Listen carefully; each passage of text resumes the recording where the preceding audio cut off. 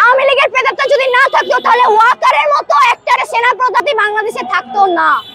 যেহেতু তার প্রেতাত্মা এখনো আছে, সে একটা সেনা প্রধান হয়ে সে আওয়ামী লীগের এখনো সে সাপোর্ট কিভাবে নেয়, তাহলে কি আপনারা বুঝতেছেন না এখানে ফ্যাসিস্ট খুনি হাসিনার হাত এখনো আছে?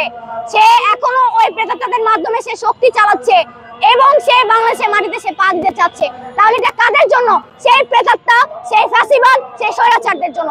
জনগণ যদি চায় শেখ হাসিনা বাংলাদেশের মাটিতে পা দিবে তাহলে আসবে, আর না হলে না। কিন্তু আমাদের মতে এই দীর্ঘ সংগ্রাম করে 24-এর যোদ্ধায় 24-এর গুলি খেয়ে কোনো জনগণ আজ পর্যন্ত বলবে না যে হ্যাঁ এই আওয়ামী লীগ বাংলাদেশে আসুক। যদি শহীদের পরিবার মাফ করে তাহলে আসতে পারে, সেটা আমাদের হাতে না, সেটা শহীদের পরিবারদের হাতে। আজকে আমরা জুলাই মঞ্চ থেকে দীর্ঘ 33 দিন যাবত এই জুলাই মঞ্চে অবস্থান করছি এই ফ্যাসিস্ট খুনি হাসিনা স্বৈরাচারের পতনের জন্য, বা সে কিভাবে সাহস করে এত বিভিন্ন ধরনের অপকর্ম অবৈধ কাজ করে এই গুম খুন বিভিন্ন ধরনের স্বৈরাচার ভারতের সাথে হাত মিলিয়ে সে এই দেশের হাজারো ভাই বোনদের মতো আমাদেরকে, এই যে আবু সাইদ বলেন, মুগ্ধ বলেন, এই যে রিফাত বলেন, সাকিব বলেন, এদের মতো হাজার হাজার বীর শহীদেরা শহীদ হয়েছে। কাদের জন্য? এই ফ্যাসিস্ট খুনি হাসিনাদের জন্য। কাদের জন্য? এই প্রেতাত্মাদের জন্য। কাদের জন্য? ওই আপনার এই যে যারা এই গুম খুনের সাথে জড়িত ছিল, এই সে খুনি হাসিনা।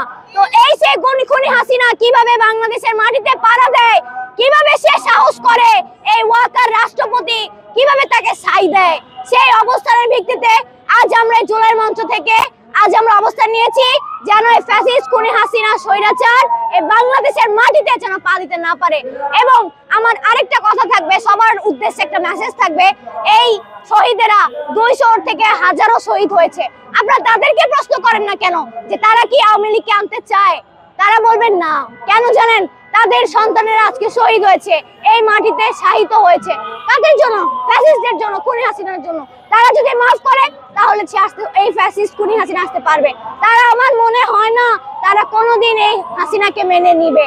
তাই আমরা এই জুলাই মঞ্চ থেকে আজকে এখানে অবস্থান করছি যেন এই ফ্যাসিস্ট খুনি হাসিনা বাংলাদেশের মাটিতে পা দিতে না পারে।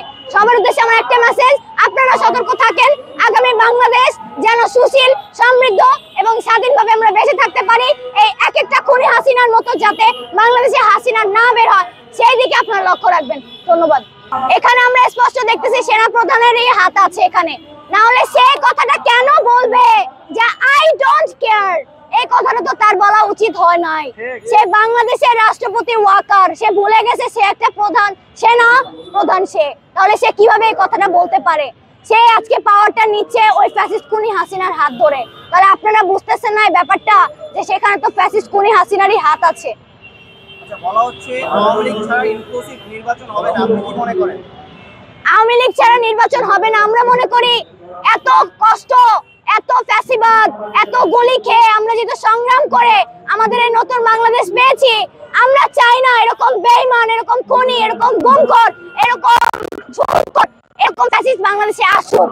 সে নির্বাচনে আসলে আমাদের কিছু আসে যায় না।